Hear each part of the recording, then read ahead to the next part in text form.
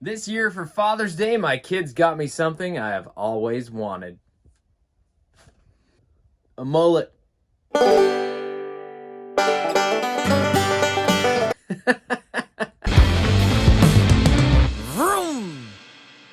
I know what you're thinking. It's pretty short. But hey, Rome was not built in a day. What's up? Welcome back to the 2025 Father's Day Showdown. My name is Dan. We've got the 8 fastest cars of the tournament here for you today. 2 different classes. We're going to kick off the action in the Superstock class. Let's meet the drivers. In the Porsche 911 GT3, we've got the 2021 champion, Seth Whitley, looking to claim his second title and be the first 2-time winner. We've got my dad, Big Donnie, Don Elliott in the 1970 Pontiac GTO judge. Veteran of the tournament, this is the furthest he has ever made it. He is certainly hoping for a W here today. Then we've got rookie competitor Ethan Henson, my brother-in-law. Officially became a dad yesterday at the time of this recording. So congratulations, Ethan, from all of us here at the channel. This guy would like nothing more than to celebrate his first official Father's Day as a father than with a big win here on the track. And finally, we've got Cameron Slater in the gigantic Freedom Limo. Probably the biggest wild card of the tournament. She may not look like much, but let me tell you, brother, it is a tough car to beat. Heat number 1 is Ethan versus Dawn, and Dawn has drawn the inside lane. Here they come. The judge is out front, and Don Elliott takes the win with a surprisingly large margin of victory over the custom Ford Maverick. The judge is moving on to the Superstock Championship. Ethan, awesome channel debut. Congrats on the new baby girl. Thank you so much for making me an uncle for the first time. The season is not over yet. We will see you in the elimination bracket where you're going straight to the 6th round. But Big Donnie is moving on. This is a nice, clean race. Pretty even start. The judge has got the Maverick by a nose going into turn 1. Pulls ahead through the corner. Ethan drops down to the low line behind him. Is unable to really mount much of a charge down the backstretch. And the judge makes it look easy in the Superstock semifinals. Now let's go to Superstock semifinal number 2, where Cameron Slater has drawn the inside lane in the Freedom Limo against former champion Seth Whitley in the 911 GT3. The limo is tough to beat, all right? With the Superstock start gate, this thing is, it's a problem. Like, if you don't beat it into turn 1, I'm not saying it's totally hopeless, but it doesn't look good for you. So good luck, Seth. We'll see what you can do. Cameron, we're counting on the Freedom Limo to do Freedom Limo type things. Here we go. Oh, the Porsche is out front. And Seth Whitley gets it done. Wow. I gotta say, I'm a little bit shocked.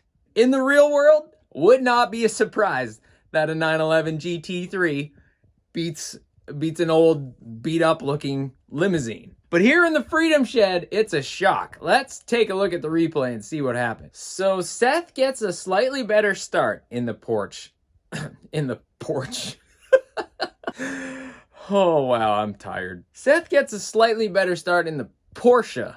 Leads most of the way down the front stretch, but Cameron pulls ahead through turns 1 and 2. However, Seth is able to stay pretty even. And as we've seen many times, the high line provides a nice launch down the backstretch if you can hold it there. That's exactly what Seth does. Gets ahead of the limo after turn 2, immediately pulls down to the inside to block, and pulls away from there. Takes the win in the semifinal. And the 2021 champ Seth Whitley is going back to the finals here on Father's Day. Cameron Slater, I just love this thing, brother. Thanks for putting it in the race once again. It's going to round 6 of the elimination bracket, where hopefully we get to watch it feast on a few more cars. If you're hearing the pitter-patter of small feet, that's my pet squirrel, LS George. So our Superstock final here in the top bracket on Father's Day is Seth Whitley against Don Elliott. Whoo, I can't wait for that. But first, we've got a bit more racing to do. Let's go meet the final 4 drivers in the Pro. Wait. Hold up. Hi, this is Dan from the future. Like 20 minutes after I just filmed that part. And I'm changing the plan. Things are about to go really, really bad. But just pretend you don't know that now. And we'll wrap up the Superstock class, because that's when I actually filmed that, you know, right after I did the heats, because I wasn't going to change the track around. And yeah, so enjoy that. Pretend this part didn't happen. Pretend I'm not the worst YouTuber ever. And yeah, I'll see you in a few minutes. Whoo! All right, boys and girls, it is Superstock main event time. The Judge versus the 911. My dad versus the best man at my wedding. We're gonna assign the lanes on camera just so I can't be accused of any kind of favoritism in any way. We got a 3 for Big Donnie and a 4 for Seth Whitley. So the Porsche is gonna take the inside lane. Woo! Who you got for this matchup? This is a tough one. These are a pair of fast Superstock cars. I think I'm leaning towards the Judge. Overall, it looks a little more consistent. Maybe if you put best run against best run, the Porsche would be faster, but the GTO looks a little more stable to me based on very limited sample size that we have. If you've got a prediction, let me know in the comments. And be honest. Superstock final, here they come. Oh, what a close race. Oh, what a race. The Porsche takes the win, but the GTO put it all on the line on the home stretch. Let's take a look at that replay. All right, so Seth gets the better start, and the Porsche leads down the front stretch and through turns 1 and 2. But watch Big Donnie on the back stretch. Drafts right in behind him like he's at Daytona. Ripping around Daytona like a bald eagle. Pushes the Porsche into turn 3. Gets right into him. Gets right into the back of him at turn 3 and makes him loose through the corner. Seth holds onto it. Looks like a squirrely ride here on the home stretch. Both cars are zigging and zagging. Don makes a good run at the finish line. It's not quite enough, but less than a car length margin of victory there here in the final. That's pretty good. They even keep racing after the finish line. Seth pinches Don into the wall and the GTO goes upside down. So at this moment in time, Seth Whitley is the first ever 2-time winner of the Father's Day Showdown. Don Elliott at this point will settle for second, I guess. He's going to the elimination bracket where he'll be the final matchup of that tree. This is still a double elimination tournament. I really messed up the schedule this year. So here on Father's Day, we're just finishing off the top bracket.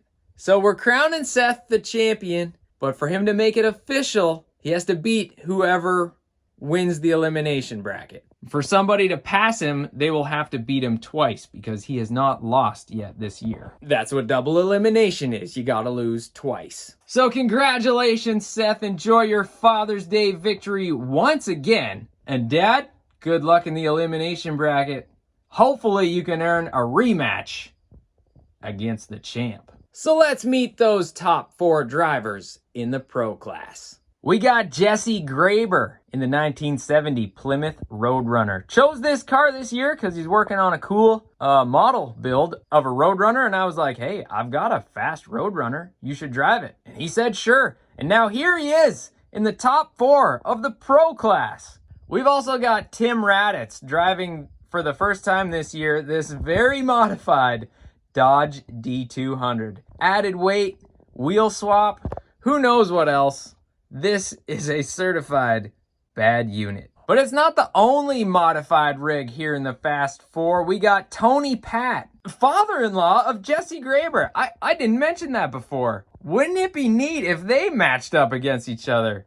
Tony's driving this Volkswagen Corrado VR6, also a complete modified build. And finally, we've got Trevor Adkins driving the Chevy Camaro, dubbed Fire Chief. He's looking mighty quick. This technically isn't a modified car, but if you look at, there's certainly some questionable substances on these axles and wheels. So while it isn't technically a modified build, it's definitely got some secrets. Semi-final number 1 is Jesse versus Tim, and Tim has drawn the inside lane. Hi, Grumpy Dan from the future with you here again, ready to tell you what just happened. So I was filming the race between Tim and Jesse with the Pro class setup, which means the start gate is flat on this 1x6 because these are the fastest cars on the channel. They don't need the extra slope. Well, for whatever reason, neither one could make the first corner,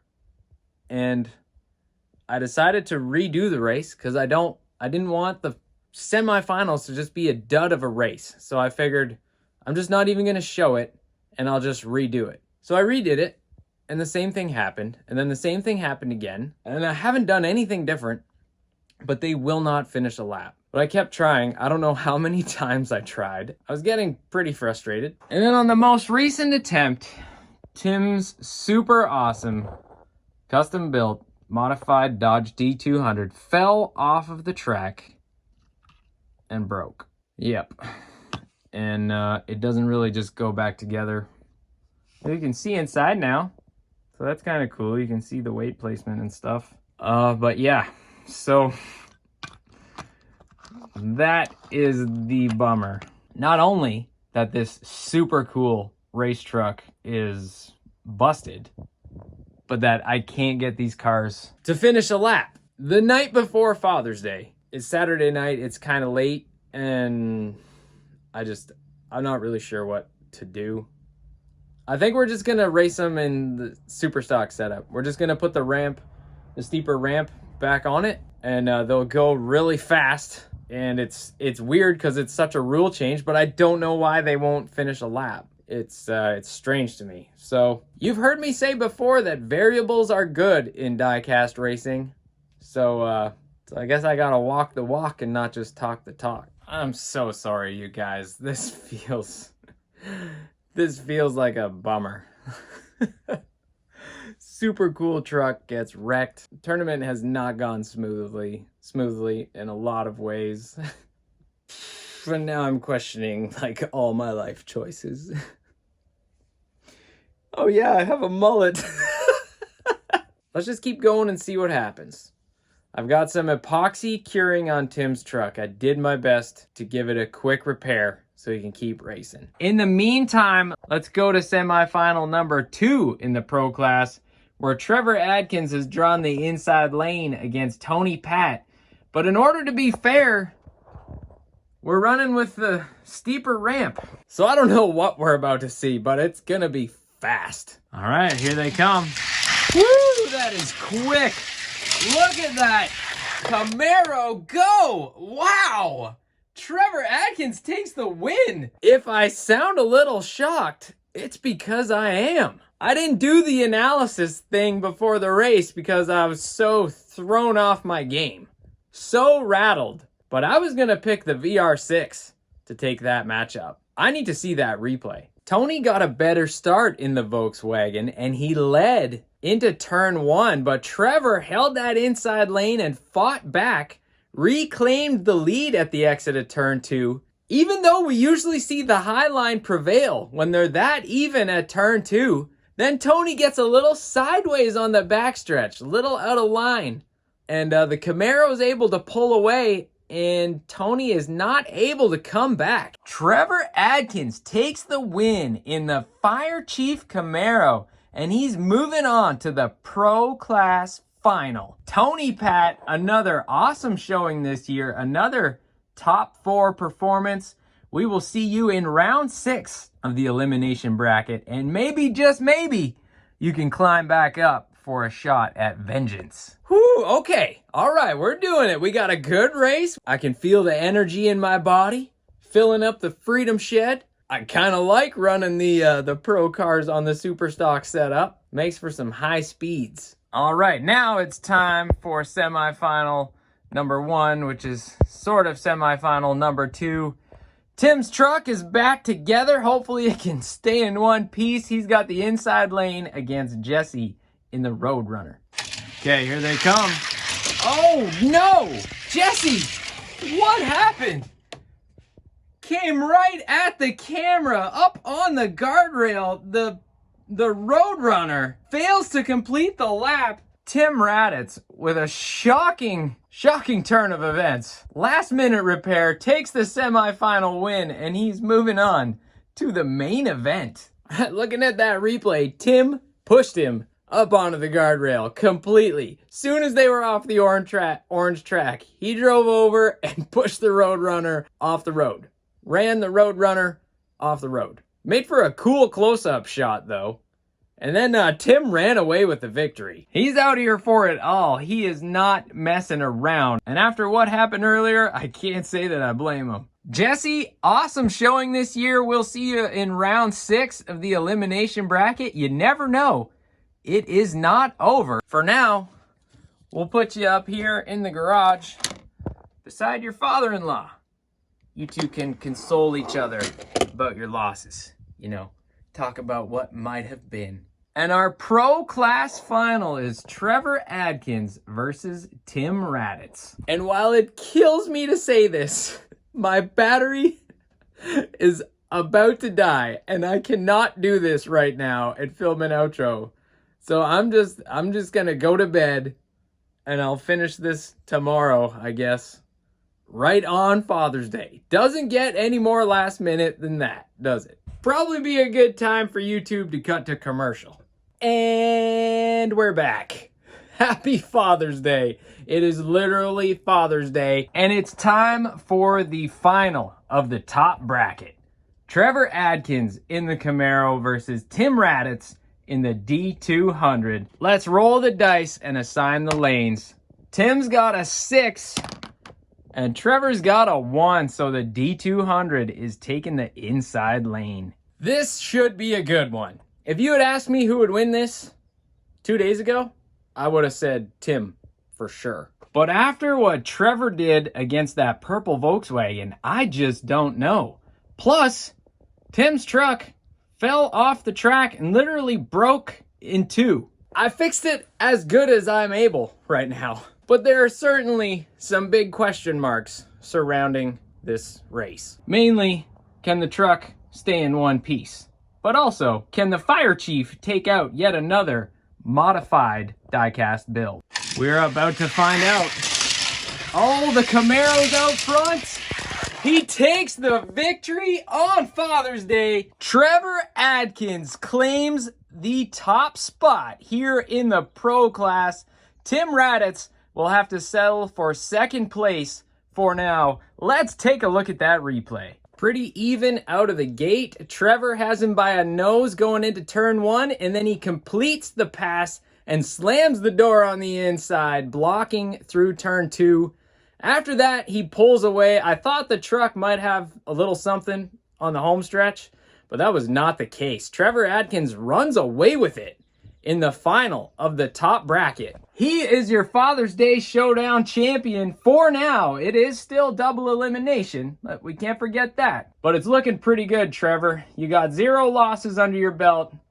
If somebody's gonna dethrone you, they gotta beat you twice on the final day. Tim, it's been a good run. We'll see you in the elimination bracket. This truck is awesome. Sorry about the little accident it had. I really hope that didn't impact its performance. I put it back together as good as I can. So there you have it. Our 2 champions so far. Seth Whitley in the Porsche 911 and Trevor Adkins in the Chevy Camaro. Stay tuned to the channel in the coming weeks to see if they can defend their spots at the top and make it official that they are the champion. Congratulations, fellas, and to everybody watching, happy Father's Day. Remember, I'm pulling for you. We're all in this together. I know it's not easy sometimes, but it is worth it. In previous years, I've had like a encouraging Father's Day kind of a speech planned, and I just don't have that this year. So, but just know that I love you and I appreciate you watching this silly hobby of mine. But more importantly, your Father in heaven loves you. And while earthly fathers, myself included, are not perfect, he is. And you can trust him, and he loves you and he wants a relationship with you. It really all comes down to that.